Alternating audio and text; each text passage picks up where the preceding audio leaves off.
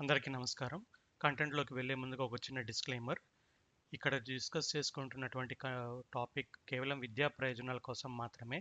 మీరు ఏదైనా పెట్టుబడి నిర్ణయాలు తీసుకునే ముందు సెబీ రిజిస్టర్డ్ ప్రొఫెషనల్ లేదా సర్టిఫైడ్ ఫైనాన్షియల్ ప్లానర్ యొక్క సలహా తీసుకోవాలని కోరుకుంటున్నాను.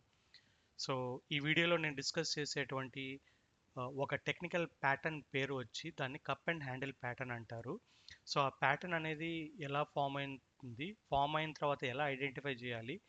ఐడెంటిఫై చేసిన తర్వాత ఏదైనా స్టాక్ ఆ ప్యాటర్న్ ఫాలో అవుతుంటే దాని ప్రొజెక్షన్ ఎలా ఉంటుందనేది ఈ వీడియోలో డిస్కస్ చేద్దాం. సో ఇక్కడ హైలైట్ చేసినట్టుగా ఈ వీడియోలో ఈ స్లైడ్లో ఈ ప్యాటర్న్ని మీరు గమనించినట్లయితే ఈ ఫామ్ అయినటువంటి ఫస్ట్ యూ కర్వ్ అనేది కనబడుతుంది కదా. దాని తర్వాత ఇంకొక సెకండ్ యూ కర్వ్ అనేది ఫామ్ అయింది. ఈ రెండు యూ కర్వ్స్ని కనుక మనము పైన ఉన్నటువంటి హయ్యర్ రెసిస్టెన్స్ పాయింట్స్లో ఉన్న ప్రైస్ పాయింట్స్ని కనెక్ట్ చేస్తూ మనం ఏదో ఒక స్లాంటింగ్ లైన్ని కనుక డ్రా చేసినట్లయితే ఓవరాల్ ఈ ప్యాటర్న్ ఎలా కనబడుతుందంటే కప్ అండ్ హ్యాండిల్ అనే ప్యాటర్న్లోగా కనబడుతుంది, కప్ అండ్ హ్యాండిల్ లాగా. సో ఇలా ఫామ్ అయిన ప్యాటర్న్ యొక్క ప్రొజెక్షన్ ఎలా ఉంటుందంటే ఆ స్టాక్ యొక్క ఫర్దర్ ప్రొజెక్షన్ ఆ ప్యాటర్న్ కనుక బ్రేక్అవుట్ తీసుకుంటే ఎలా ఉంటుందంటే ఈ మెజర్ చేసేటువంటి కప్ డెప్త్ అంటారు దీన్ని. సో ఈ పెద్ద యూ కర్వ్ యొక్క డెప్త్, ఆ డెప్త్ ఎంత ఉంటుందో స్టాక్ అంతవరకు ర్యాలీ అవుతుంది అనేది జనరల్గా టెక్నికల్ అనాలిసిస్లు చేసేటువంటి ప్రొజెక్షన్. సో అలా ఐడెంటిఫై చేసినటువంటి ఒక స్టాక్ని నేను ఇప్పుడు మీకు ప్రజెంట్ చేస్తాను. సో ఆ స్టాక్ కూడాను ఏంటంటే అదాని గ్రూప్ నుంచే ఉంది. ఎందుకనంటే రీసెంట్గా వచ్చినటువంటి ఈ US court SEC case dismissal యొక్క న్యూస్ బేస్ చేసుకొని అదానీ గ్రూప్ స్టాక్స్లో రీసెంట్గా ఒక మంచి మొమెంటం అయితే కనబడుతోంది. సో దాన్ని బేస్ చేసుకొని నేను ఆల్రెడీ ఒక స్టాక్ని డిస్కస్ చేస్తున్నాను. ఇది సెకండ్ వీడియో డిస్కస్ చేయడం. ఎందువల్లంటే ఈ పర్టికులర్ స్టాక్లో కూడాను ఇలాంటి ఒక ప్యాటర్న్ అనేది ఫామ్ అయింది. సో ఇక్కడ ఇందాక స్లైడ్లో చూపించినట్టుగా ఈ పర్టికులర్ ఫార్మాట్ ప్యాటర్న్ని నేను అదానీ పవర్ స్టాక్ని కనుక పక్కన కంపేర్ చేస్తూ చూసినట్లయితే స్టాక్లో ఇంచుమించు అదే ప్యాటర్న్ అనేది కనబడుతుంది మనకి ఇక్కడ. సో దీన్ని నేను బేస్ చేసుకొని నా ఫర్దర్గా ఒక ఫండమెంటల్ అనాలిసిస్ చేసినప్పుడు స్టాక్లో నేను అబ్జర్వ్ చేసినటువంటి ఈ ఫండమెంటల్ డేటా ఏమని మనం చూడొచ్చు అంటే ప్రమోటర్ దగ్గర నుంచి ఒక చిన్న పర్సంటేజ్ ఆఫ్ హోల్డింగ్ని ప్లెడ్జ్లో ఉంది. అదొక్కటే మనం కనుక గమనించాల్సిన విషయం. దాని తర్వాత చూసినట్లయితే ఎన్నో పాజిటివ్ ఫ్యాక్టర్స్ ఇక్కడ కనబడుతూ ఉన్నాయి. FII data, FPI data, mutual fund data, వారి వారి స్టేక్ని ఎలా ఈ మార్చ్ క్వార్టర్లో ఇంక్రీజ్ ఉన్నారు అనేది ఈ పర్టికులర్ స్లైడ్లో మీకు ప్రజెంట్ చేస్తున్నాను. ఈ డేటాని మీరు వీడియో కావాలంటే పాజ్ చేసుకొని మీరు ఫర్దర్గా అనాలిసిస్ చేసుకోండి.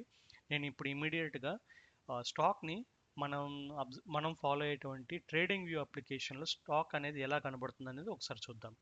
సో నేను ఇప్పుడు ఇమీడియట్గా ట్రేడింగ్ వ్యూకి స్విచ్ అయినప్పుడు ఇక్కడ ఇక్కడ నేను ప్రొజెక్ట్ చేసినటువంటి ఈ ప్యాటర్న్ వచ్చి వీక్లీ టైం ఫ్రేమ్లో పెట్టి మీకు చూపెడుతున్నాను.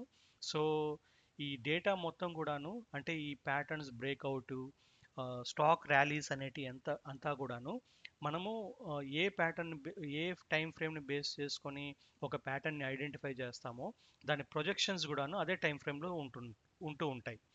సో మనం వీక్లీ టైం ఫ్రేమ్ పెట్టుకొని ఈ కప్ అండ్ హ్యాండిల్ ప్యాటర్న్ని ఐడెంటిఫై చేసి స్టాక్లో బ్రేక్అవుట్ వచ్చిన తర్వాత ఈ ర్యాలీ అనేది కూడాను మన అంచనాలు లేదా మన ప్రొజెక్షన్స్ వీక్లీ బేసిస్ మీదనే చేసుకోవాలి. సో ఆ విధంగా నేను ఈ ఫస్ట్ యూ కర్వ్ డెప్త్ని కనుక మెజర్ చేసి దాన్ని ప్రొజెక్ట్ చేసినట్లయితే అంటే ఈ డెప్త్ ఎంత ఉందో అక్కడి నుంచి ఆ డెప్త్ హైట్ తీసుకొని నేను ఇక్కడ ప్రొజెక్ట్ చేస్తున్నప్పుడు స్టాక్ అనేది ఇంతవరకు వెళ్ళొచ్చు అనేది టెక్నికల్గా మనకి ఇక్కడ కనబడుతోంది.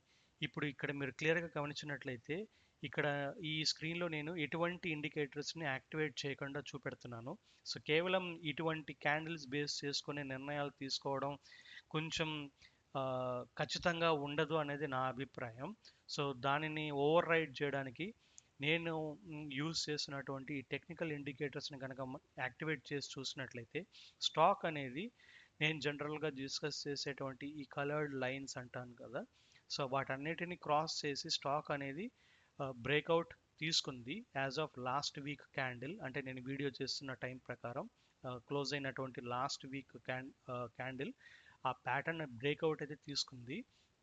కానీ ఇక్కడ మనం క్లియర్గా గమనించినట్లయితే జూమ్ చేసి స్టాక్ అనేది ఈ పర్టికులర్ ప్రైస్ పాయింట్స్ దగ్గర రెసిస్టెన్స్ అండ్ సపోర్ట్స్ అనేటివి కనబడుతూ ఉన్నాయి. సో ఈ ఫర్దర్గా ఈ స్టాక్లో గనక మనము అబ్జర్వ్ చేసినట్లయితే ఇందాక చూపించినటువంటి పిక్చర్ ప్రకారం స్టాక్లో ఈ పర్టికులర్ జోన్లో కొంచెం కాన్సాలిడేషన్ అనేది జరిగి దాని తర్వాత మాత్రమే పైకి వెళ్ళేటువంటి ఆస్కారం ఎక్కువగా కనబడుతుంది. ఎందుకని ఇంకా కన్సాలిడేట్ అయ్యే స్కోప్ ఉంది ఇక్కడ, ఇమ్మీడియట్గా ఎందుకు రాదు అని చెప్తున్నానంటే ఈ పర్టికులర్ స్టాక్ కూడాను ఒక large cap stock, at the same time Adani power అనే స్టాక్ కూడాను డెరివేటివ్ సెగ్మెంట్లో ఉంది, అంటే ఫ్యూచర్ అండ్ ఆప్షన్స్లో ఉంది. సో దాని వలన స్టాక్లో ఇమీడియట్ ర్యాలీ అనేది కనబడదు, ర్యాలీ అనేది స్లోగా కనబడుతుంది. కానీ స్టాక్లో ఏదైనా కరెక్షన్స్ వచ్చి ఈ పర్టికులర్ సపోర్ట్ లెవెల్స్కి కనుక స్టాక్ కనుక రీచ్ అవుతూ ఉన్నట్లయితే ఒక పార్షియల్ ఇన్స్టాల్మెంట్స్లో కనుక స్టాక్ని మనం అక్యుములేట్ చేసుకొని కొంచెం ఓపికగా అబ్జర్వ్ చేసుకుంటూ ఉన్నట్లయితే స్టాక్లో నేను వేస్తున్నటువంటి ఈ ప్రొజెక్షన్స్ ప్రకారం ఒక 50% ర్యాలీ అనేది మనం ఆ, రానున్న కాలంలో చూడొచ్చు అనేది ఇండికేటర్స్ మనకు చూపెడుతున్నటువంటి డేటా. సో ఈ ఆ, ఈ దీన్ని బేస్ చేసుకొని మీరు ఏదైనా పెట్టుబడి నిర్ణయాలు తీసుకునే ముందు ఫర్దర్గా మీరు మీ ఫండమెంటల్ అనాలిసిస్ చేసుకుంటారని ఆశిస్తూ కంటెంట్ని ఇక్కడితో కంక్లూడ్ చేస్తున్నాను. Thanks for watching. Video content కనుక మీకు నచ్చినట్లయితే spread this awareness to your friends and family members. Thanks for watching.